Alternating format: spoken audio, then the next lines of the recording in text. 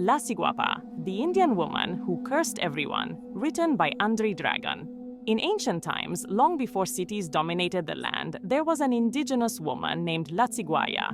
She was a seer of the ancient Taínos, a tribe that spoke with the gods of the sun, water, and earth. The Taínos were natural warriors.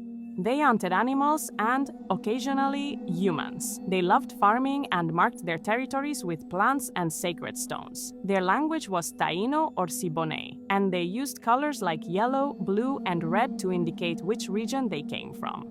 They believed that nature had a spirit. That's why they raised animals, meditated, and offered sacrifices to their gods for abundant rains and fertile land. They feared the demons of the sky, as they called the cyclones and storms they saw as divine punishments.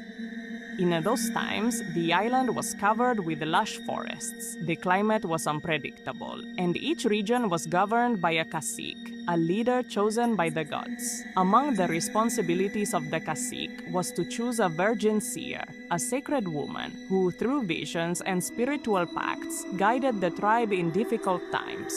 However, one of those seers broke the balance. The Ciguaya, driven by her desire for power and eternal beauty, began to perform forbidden rituals. Every night she went to the sea and, in secret, sacrificed Taino children, offering their blood to the water spirits. This way, she maintained her youth and strength. A warrior from the tribe discovered her and informed the cacique.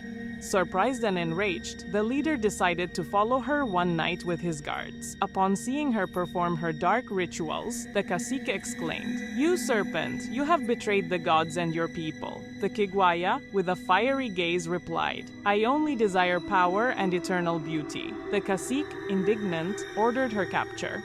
She fled on her horse, shooting arrows and stones while shouting ancient curses. The chase ended on a hill facing the sea, where she was surrounded by the guards. There, amid the roar of the waves and the wind, the Ciguaya performed her last spell. She sacrificed her horse, took a sacred scroll, and in an unknown language, cast a curse. "All of you men are doomed.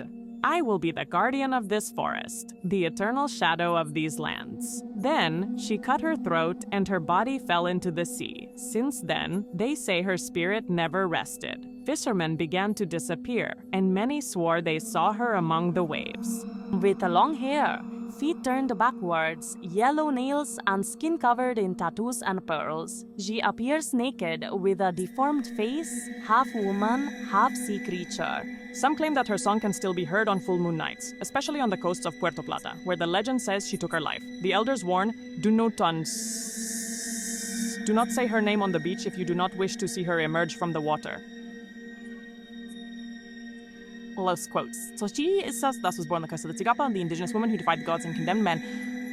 Her beauty was her power and her eternal damnation. Documentary narration, Andry Dragon.